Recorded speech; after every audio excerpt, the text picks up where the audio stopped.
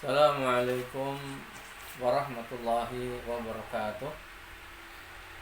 Alhamdulillah wassalatu wassalamu ala rasulillah wa ala alihi wa sahbihi wa mawalah. La hawla wa la quwata illa billah, amma ba'd. Ayatullah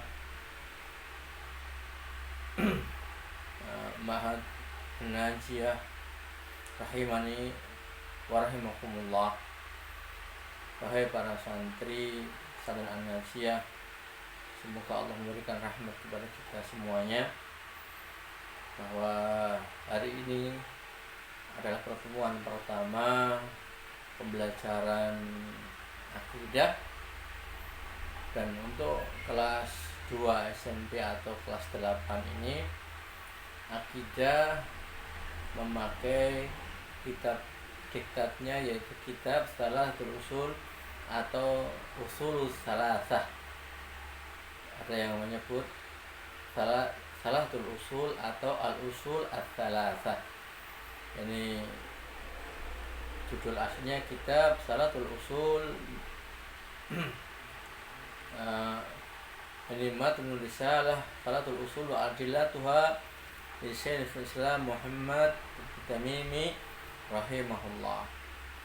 Itu kitab Shalatul Usul, matan kitab dan Shalatul Usul dan dalil-dalilnya yang ditulis oleh Syekhul Islam Muhammad bin Abdul Wahab At-Tamimi rahimahullah.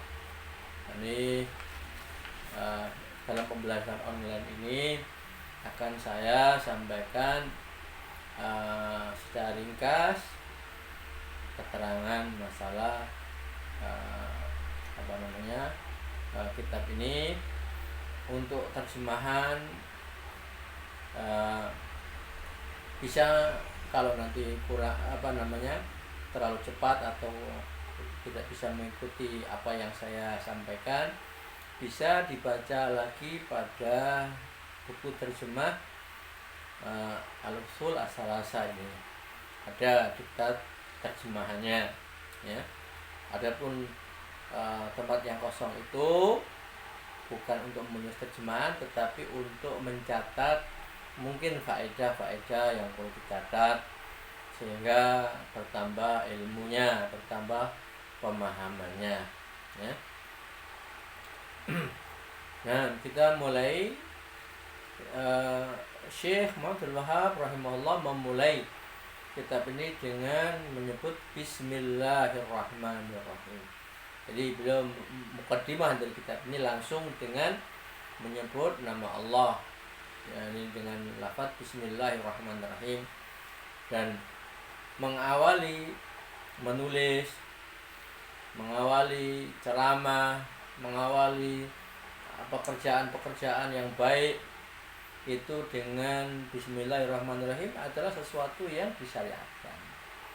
Jadi hendaknya kita juga begitu. Kalau mau mengawali belajar, maka bagus sudah kita mengawali dengan Bismillahirrahmanirrahim. Karena Rasulullah SAW juga memandang masalah, dan ada hadis tentang itu, walaupun hadis ini dhaif, tetapi para ulama mensahihkan karena banyaknya yang memakainya. Ini Rasulullah SAW mengatakan bahwa kullu amalin la yubda bi bismillah fahuwa abtar. Semua perbuatan yang tidak dimulai dengan lafaz bismillah maka dia terputus, maksudnya terputus berkahnya. Hadis itu dhaif, tetapi para ulama memakainya sebagai iktibar. Apalagi ada hadis yang lain, Rasulullah ketika menulis surat kepada Raja Heraklius, Raja Romawi, Rasulullah mengawali suratnya dengan lafaz Bismillahirrahmanirrahim. Demikian pula hadis masalah wudu, Rasulullah SAW juga menganjurkan untuk membaca Bismillah. Jadi kalau kita mau melakukan perbuatan yang baik, hendaklah mengawali dengan Bismillahirrahmanirrahim. Seperti sekarang ini kita sedang belajar, maka kita mengawali dengan menyebut Bismillahirrahmanirrahim, dan itu adalah amalan yang baik. Nah, berkata Syekh, i'lam rahimakallah annahu yajibu alaina ta'allumu arba'i masaila. Ketahuilah, semoga Allah merahmatimu, bahwa wajib bagi kita mempelajari 4 hal. Al-ula al-ilmu wa huwa ma'rifatullahi wa ma'rifatu nabiyyihi wa ma'rifatu dinil islami bil adillah. Yang pertama yaitu ilmu, yaitu mengenal atau memahami Allah, mengenal nabinya Muhammad SAW, dan mengetahui atau mengenal agama Islam dengan dalil-dalilnya. As-saniyatu al-amalu bihi. Yang kedua yang kita wajib untuk mengetahui yaitu beramal dengan ilmu itu. Ilmu yang telah kita pahami tadi, yang tadi dari 3 hal. Kemudian yang as-salisatu ad-da'watu ilaihi. Kemudian yang ketiga mendakwahkan kepada ilmu yang sudah dipahami tadi dan sudah diamalkan.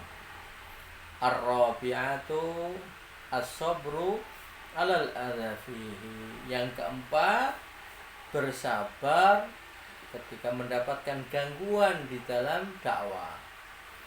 Nah, kita jelaskan secara ringkas. Yang pertama ini bahwa Syekh Muhammad Abdul Wahab, beliau biasa ketika mengajar itu memberikan doa kepada murid-muridnya. Ini rahimakallah, semoga Allah merahmati kamu. Dan ini bagus sekali supaya mendapatkan berkah rahmat semuanya. Kemudian Syekh mengingatkan bahwa ada 4 hal, ada 4 perkara yang wajib untuk diilmui, ya, 4 hal yang wajib diilmui ini. Yang pertama ilmu. Ilmu ini terdiri dari 3 perkara. Perkara ilmu yang wajib diketahui oleh seorang muslim ada 3 hal, yaitu ma'rifatullah, mengenal Allah. Siapa Allah itu? Yang menciptakan kita, dan kita harus mengenal bagaimana cara beribadah menyembahnya. Kemudian yang kedua, ma'rifatun nabi, mengenal nabinya Muhammad SAW yang diutus oleh Allah untuk menyampaikan Islam, menyampaikan agama kepada kita. Kita harus mengenal Rasulullah SAW. Karena kalau kita tidak mengenal, nanti kita tidak akan cinta kepada Rasulullah SAW. Kemudian yang ketiga, ilmu yang wajib kita ketahui yaitu memahami Islam dengan dalil-dalilnya. Jadi Islam itu dibangun dengan dalil. Jadi ilmu Islam itu ada dalilnya. Dalilnya dari Al-Quran maupun hadis. Jadi nggak boleh Islam itu dengan akal-akalan. Nggak boleh. Jadi Islam harus disertai dengan dalil, dengan ilmu. Jadi seorang muslim ketika beragama harus punya dasarnya, punya dalilnya. Nah, setelah memahami ilmu 3 tadi, ma'rifatullah, ma'rifatu nabi, ma'rifatul Islam, mengenal Allah, mengenal nabinya, mengenal Islam dan agamanya, kemudian baru beramal dengannya.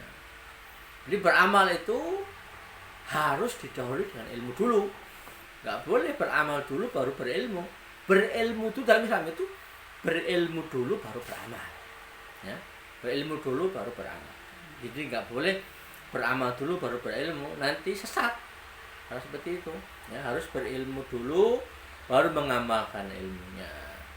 Ya, kemudian setelah mengamalkan ilmunya, setelah mengetahui, mengamalkan, kita disuruh oleh Allah untuk berdakwah, menyampaikan ilmu itu supaya bermanfaat. Ya, karena kalau ilmu itu hanya kita pahami kemudian kita amalkan dan tidak kita dakwahkan, maka manfaatnya sedikit. Ya, biar memberi manfaat faedah yang banyak, maka kita harus mendakwahkannya, mengajarkan pada orang, ya, atau mengajarkan terutama kepada diri kita sendiri sampai paham, kemudian baru mendakwahkan kepada keluarganya, ya, teman-temannya, kemudian masyarakatnya. Kemudian yang keempat, setelah berdakwah tentu akan mendapatkan gangguan orang berdakwah itu, maka dia harus bersabar, ya, ketika menyampaikan ilmu itu, menyampaikan Islam, karena pasti orang yang semacam itu akan mendapat gangguan sebagaimana yang terjadi pada Rasulullah dan para sahabatnya ketika mendakwahkan Islam, maka beliau diganggu. Dan ini kita harus bersabar sebagaimana yang dilakukan oleh Rasulullah dan para sahabat, bersabar ketika berdakwah dalam menyampaikan ilmu tentang mengenal Allah, mengenal nabinya, dan mengenal Islam dengan dalil-dalilnya. Wallahu a'lam bishawab. Ini yang bisa kita sampaikan dalam kesempatan ini, dan nanti mohon dijawab pertanyaan yang disampaikan.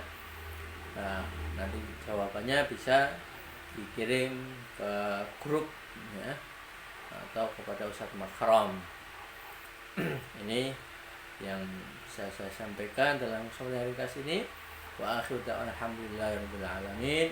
Subhanakallahumma wa bihamdika asyhadu an la ilaha illa anta astaghfiruka wa atubu ilaik. Wassalamualaikum warahmatullahi wabarakatuh.